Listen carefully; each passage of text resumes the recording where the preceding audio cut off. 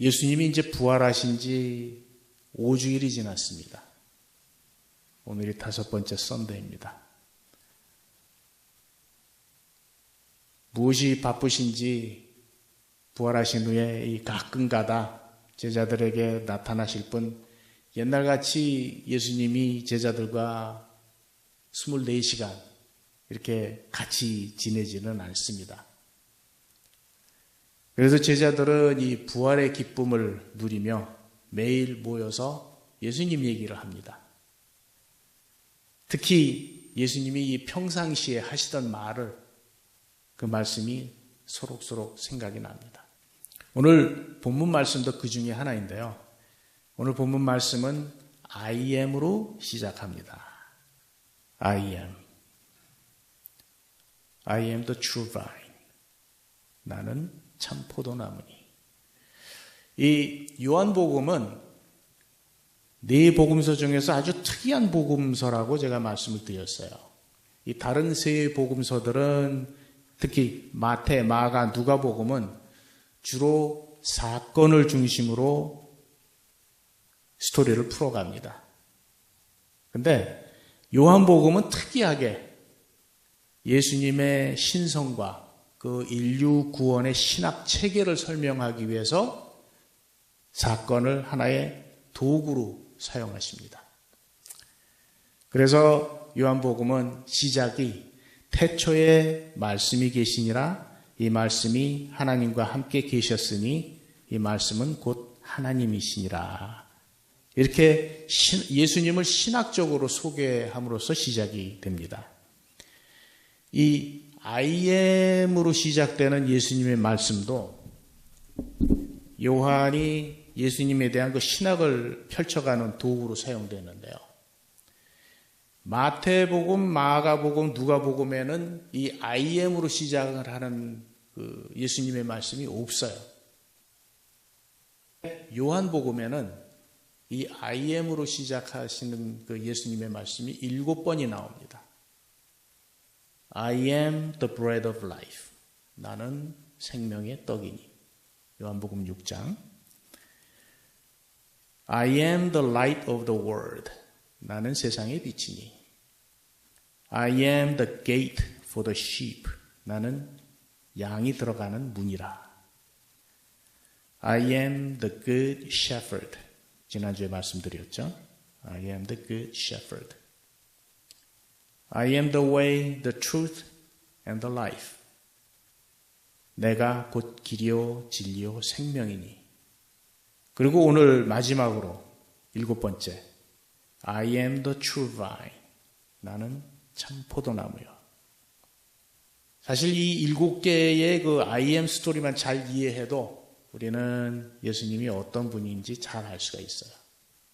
오늘 본문에서 예수님은 자신이 참 포도나무라고 말씀하셨습니다. 물론 당시에 지중해를 비롯해서 이 팔레스타인 땅까지 포도나무가 많이 재배되었어요. 그러나 이스라엘이 목축산업에서 이 농경산업으로 바뀌기 훨씬 전부터 포도나무는 이스라엘에게 특별한 의미가 있었습니다. 구약에 보면은 많은 부분에서 이 하나님의 자녀됨을 포도나무로 비유된 것을 찾을 수가 있어요. 한 예를 들면은 이사야 5장 7절 말씀입니다.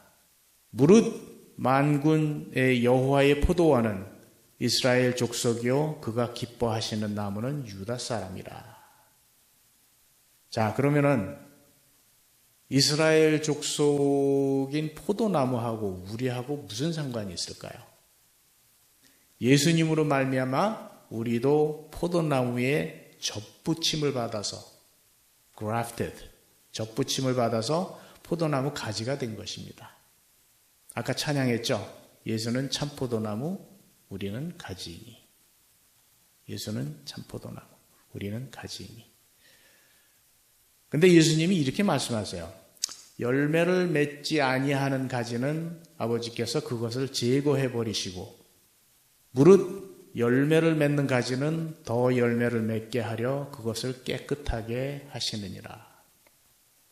이 한글 번역에는 깨끗하게 하신다고 되어 있는데 영어 번역은 prune, 가지치기라고 했습니다. 물론 히랍 원 단어는 깨끗하게 하는 것과 가지치기 두 가지 뜻이 다 있어요. 그러나 문맥상 이 가지를 깨끗게 한다? 이해가 잘 안 됩니다. 오히려 가지치기가 더 어울립니다. 저는 전문가가 아니니까 잘은 모르겠는데 인터넷을 검색해 보니까 가지치기에는 두 가지가 있다고 그래요. 하나는 아예 말라 죽은 가지를 잘라내는 것이 있고 또 하나는 살아있는 가지에 잔가지를 치는 것이라고 합니다. 이 잔가지를 잘 쳐줘야 더 튼실하고 풍성한 열매가 맺는다고 그래요. 너희는 내가 일러준 말로 이미 깨끗하여졌으니 예수님의 말씀을 통해서 이미 가지치기가 되었다고 말씀하세요. 자, 그 다음이 오늘 본문 말씀의 핵심입니다. 거하라, 나도 너희 안에 거하리라. 가지가 포도나무에 붙어 있지 아니하면 스스로 열매를 맺을 수 없음 같이 너희도 내 안에 있지 아니하면 그러하리라. 우리 주위에도 보면은 이 포도 농사를 하는 데가 군데군데 있습니다. 그렇죠? 와이너리가 있잖아요. 거기 가서 보시면 알겠지만은 포도나무를 이렇게 정리를 합니다. 보면은 포도나무 한 밑둥에서 가지가 여러 개가 올라오는데요. 이 바인 드레서라는 직업을 가지신 분들이 있어요. 이분들이 뭐 하시는 분들이냐면은 이 포도나무를 가지치기를 하는 사람들입니다. 이게 잘 해야 된대요. 실수로 하면은 포도나무가 아예 죽어버린다고 합니다. 그러니까 가만히 보니까 어떻게 하느냐 하면은 이 처음에 포도나무가 이 가지를 낼 때 싱싱한 2개를 남겨두고 나머지는 다 잘라버린다 그래요. 그래서 이 2가지가 어느 정도 키가 자라고 올라가면은 그림에서 보듯이 하나는 왼쪽으로 하나는 오른쪽으로 이렇게 보낸대요. 그래서 보통 포도나무에 보면은 가지를 딱 2개만 살려놓습니다. 그리고 매년 이제 한 3년쯤 되면은 이 2가지에서 새로운 순들이 올라오기 시작을 해요. 거기에 포도가 맺힌다고 그래요. 이건 자연의 법칙이니까 그리고 상식적으로 경험적으로 우리가 모두 잘 아는 사실인데요. 예수님 안에 거한다는 것이 무슨 뜻일까요? 예수님 안에 거한다. 그리고 예수님이 우리 안에 거하신다는 것은 또 무슨 뜻일까요? 우리는 믿는 자로서 계속해서 예수님과의 관계를 유지해야 합니다. 그리고 그분을 의지해야 합니다. 그분에게서 계속 생명의 물주기를 공급받아야 돼요. 이 뿌리에서 물이 올라와서 가지에 전달이 되듯이. 그래야 살 수 있잖아요. 근데 예수님에게서 어떻게 생명의 물줄기를 계속 공급받습니까? 좀 추상적이죠? 사도 요한은 1장 1절에 예수님이 태초부터 말씀으로 존재한다고 하셨어요. 예수님이 곧 말씀이시라는 겁니다. 그러면 예수님 안에 거한다는 것은 우리가 말씀, 즉 성경을 통해서 예수님과 계속적인 관계를 유지해야 한다는 것입니다. 그리고 그 말씀이 우리 안에 거하신다는 것입니다. 이 말씀이 얼마나 중요했던지 같은 내용을 5절에서 또 되풀이하십니다. 나는 포도나무여 너희는 가지라. 그가 내 안에 내가 그 안에 거하면 사람이 열매를 많이 맺나니 나를 떠나서는 너희가 아무것도 할 수 없습니다. 만약에 예수님의 말씀이 우리 안에 거하게 되면은 그 말씀이 우리를 가지치기 하십니다. 말씀이 우리의 잘못을 깨닫게 하시고 나쁜 습관을 끊어내게 하십니다. 우리가 믿는 자로서 해야 할 것과 하지 않아야 할 것에 대한 분별력을 주십니다. 예수님을 닮아가게 하십니다. 말씀으로 우리 속에 가지치기가 일어날 때 우리는 깨끗해져서 열매를 맺게 됩니다. 그러지 아니하면 밖에 버려져 말라서 결국 불에 던져진다고 말씀하십니다. 사람이 내 안에 거하지 아니하면 가지처럼 밖에 버려져 마르나니. 제가 이 가지처럼의 빨간 표시를 해놨는데요. 여기 나오는 그 가지처럼의 이 가지는 어떤 가지를 말하는 걸까요? 영어 번역이 조금 이해하기가 쉽습니다. 보시면은 You are like a branch that is thrown away and withers. 그 가지는 밖에 버려져 마르는 가지처럼. 근데 신학자들에 의하면은요, 이 히라브 원문에 여기 보면은 a branch라고 되어 있잖아요. 근데 이 a branch가 아니고 the branch라고 해요. 그러니까 아무 가지가 아니고 어떤 특정한 가지라고 되어 있다고 합니다. 특정한 가지. 그래서 어떤 성경학자들은 이 밖에 버려져 마르는 가지는 가룟유다를 말한다고 그래요. 가룟유다. 사실 오늘 본문 말씀은 15장인데 이 13장에 보시면은 이제 예수님이 최후 만찬을 하신 후에 말씀입니다. 오늘 말씀이.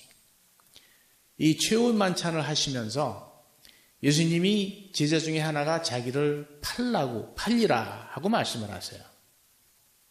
그리고 가룟유다에게 이 빵을 포도주에 찍어주시며 이렇게 말씀을 하세요. 내가 하려던 일을 속히 하라. 이 말을 듣고 가룟유다가 자리를 박차고 나가버렸습니다. 가룟유다는 이로 인해서 포도나무에서 떨어져 나간 가지가 되었어요. 물론 이 칼비니즘의 그 예정서를 주장하는 신학자들은 가룟유다는 처음부터 붙어있던 가지가 아니었다고 주장을 하는데 문맥상으로 보면 좀 그런 주장은 설득력이 조금 부족합니다. 어쨌거나 우리가 예수님 안에 거하지 아니하면 우리의 심령이 말라가는 것은 사실입니다. 그분의 경우에 이 교회를 다니다가 안 나오시는 분들은 심령이 메말라가는 것을 볼 수가 있어요. 삶의 여유가 없어집니다. 얼굴이 어두워집니다. 분별력이 흐려져요. 이런 현상은 하루아침에 일어나는 것이 아니라 시간이 지나면서 조금씩 일어나기 때문에 때로는 본인도 모를 수가 있어요. 그러다가 어느 날 뚝 하고 그 가지가 떨어집니다. 교회 예배 참석하지 않으면서 예수님 안에 그리고 말씀이 우리 안에 거하기는 불가능한 건 아니지만은 정말 쉽지 않습니다. 그래도 리듬에 맞춰서 주일에 하나님 앞에 예배드리고 그 가운데서 찬양이나 말씀을 통해서 하나님의 말씀을 들을 때 우리의 심령이 포도나무에서 영양분을 공급받듯이 촉촉해지고 나아가서 열매를 맺을 수 있게 됩니다. 마지막으로 오늘 본문에서 예수님이 이렇게 말씀을 하십니다. 너희가 내 안에 거하고 내 말이 너희 안에 거하면 무엇이든지 원하는 대로 구하라. 그러면 이루리라. 이게 오해의 소지가 많은 구절입니다. 제가 한번 여러분께 물어볼게요. 혹시 여러분 중에서 메가 빌리언 달러 잭팟 당첨되게 해달라고 기도해 보신 적 있으십니까? 솔직하게 한번 손 들어보세요. 근데 이런 기도를 하나님이 들어주신다고 주장하는 그 생각이 소위 번영신학입니다. prosperity theology라고 그러죠. 이 텍사스에 있는 그 조엘 오스틴 목사님이 대표적인 사람입니다. 그 사람은 이렇게 외치죠. 웹사이트에 가면 나옵니다. Name it and claim it. It shall be yours. 예수님은 이 땅에서 우리가 축복된 삶을 살기를 원하신다. 그리고 그 축복된 삶에는 물질의 축복도 있다. 그러니까 잘 살게 해달라고 기도해라. 그러면 잘 살게 될 것이다. 이게 조엘 오스틴 목사가 하는 얘기입니다. 근데 사실은 예수님은 믿는 자들이 원하는 것은 뭐든지 충족시켜준다고 약속하신 적이 없어요. 예수님이 하신 말씀 오늘 다시 자세히 보시기 바랍니다. 너희가 내 안에 거하고 내 말이 너희 안에 거하면 무엇이든지 원하는 대로 구하라. 그리하면 이루어지리라. 너희가 내 안에 거하고 내 말이 너희 안에 거하면. 이게 전제 조건이에요. 우리가 주님 안에 거하고 또 주님의 말씀이 우리 안에 거하면은 우리의 기도는 달라질 수밖에 없습니다. 메가 빌리언 달러 잭팟 되게 해달라고.